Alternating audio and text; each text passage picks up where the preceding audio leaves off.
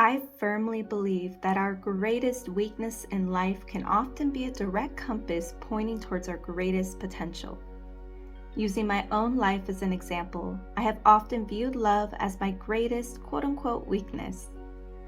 Although I never actively searched for partners or romantic interests, they always seemed to be present, and I allowed them to happen because I enjoyed them.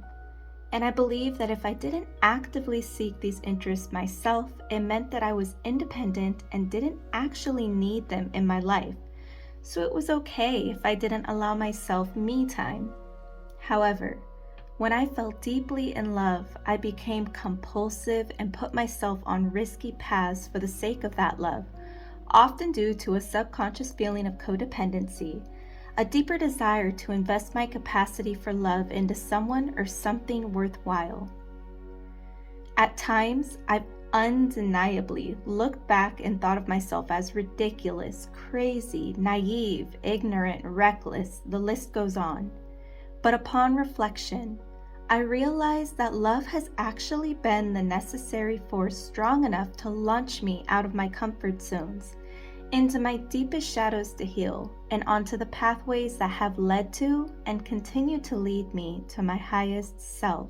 I have discovered stunning physical landscapes that I never thought I would see, met incredible people whom I never thought I would have met, and have uncovered parts of myself that might have remained hidden forever if I hadn't followed the path of my heart and my shadows which led me there.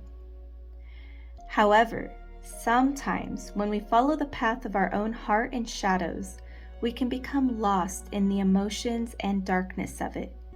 We may take on that darkness as our entire identity due to the hurtful actions of others that we endure, the painful mistakes we make that hurt both ourselves and others, and facing the repercussions of our own ignorance, among other things. But what's even more astonishing is that some of us refrain from following the path of our hearts and shadows due to the fear of everything I just mentioned. Consequently, we remain in this empty limbo that leads nowhere and provides us with a false sense of safety. This, in turn, becomes our identity, and we believe we are individuals who are useless, lazy, and do nothing with ourselves. But what if I told you that none of this defines your true identity? The things we endure, the narratives we tell ourselves, our strengths, our weaknesses, not even our own name. The concept of identifying who we are is another human creation to try and curate a sense of control over our lives. At the end of the day, we don't have much control over anything. I mean, we didn't even choose our parents or our childhood, two parts of life that often haunt many of us and act as the foundation for our insecurities and our doubt. Sure, we do face decisions and crossroads in life where we get to choose a direction. We also choose what we do with the obstacles life faces us with, but we ultimately do not control the natural ebb and flow of life. For example, you may have created a sense of identity for who you are, but 3 different people could each identify you as something else entirely, and you have no control over that. I read a quote recently that said, "You want to be in constant flow, but even ocean waves are not consistent in how they come and go. Honor what stays and let go of what crashes. This is how you learn to swim in your own essence without drowning." At the end of the day, the only aspect of life you truly get to control is your own perspective, the way you choose to view life and all of its chaos. But altering how you view life is the most powerful action you can take to reach your greatest potential. Are you going to view your hardships as unjust events that robbed you of your happiness or your power? Or are you going to choose to see the ways in which you've been expanded and empowered by these events? Are you going to attach to the concept of your own identity and be upset when you don't stay true to it or when others misjudge you through a totally different lens?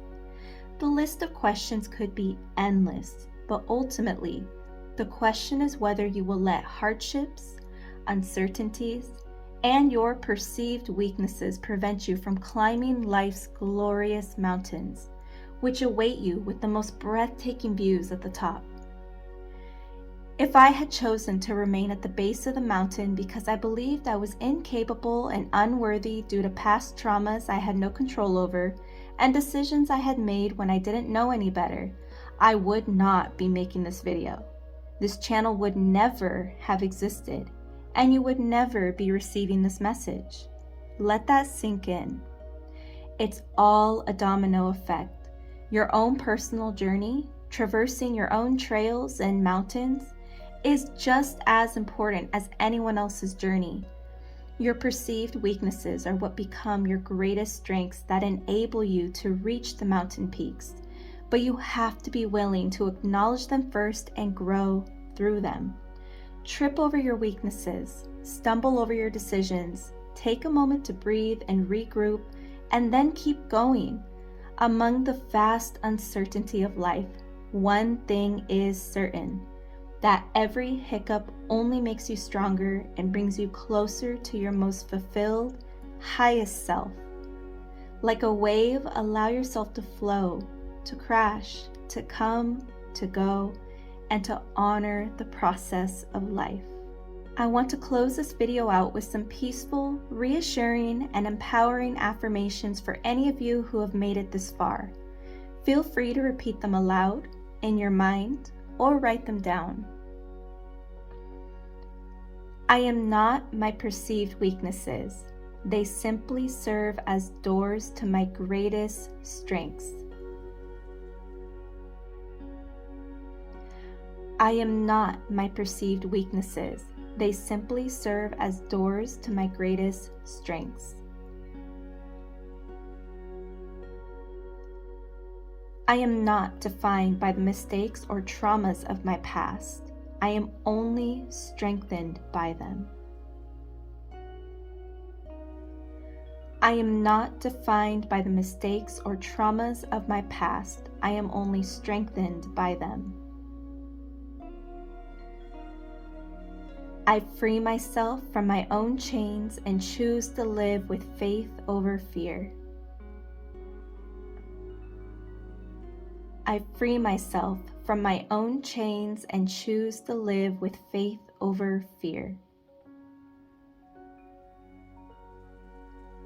Every trial and every triumph works out in my favor.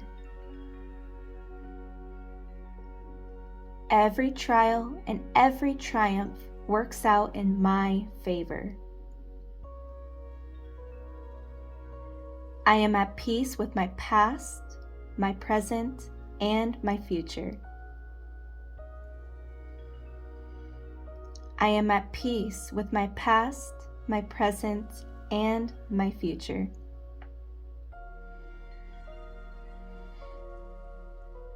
I choose to love myself through every chapter of my life. I choose to love myself through every chapter of my life. I honor the process of life because everything I need is given to me in divine time. I honor the process of life because everything I need is given to me in divine time. I'm hoping that this video served as a message that needed to be received for those of you who needed to hear it. Hopefully it was able to reframe your perspective for any of you who are dealing with trials or have dealt with trials that continue to haunt you and you're not sure how to best move forward from them. Don't forget to like, subscribe, and hit the bell for future videos like this one, and leave a comment down below if it did resonate for you. But until I see you next time, I so appreciate your presence and your energy being here. Thank you so much again. I'll see you next time. Adios.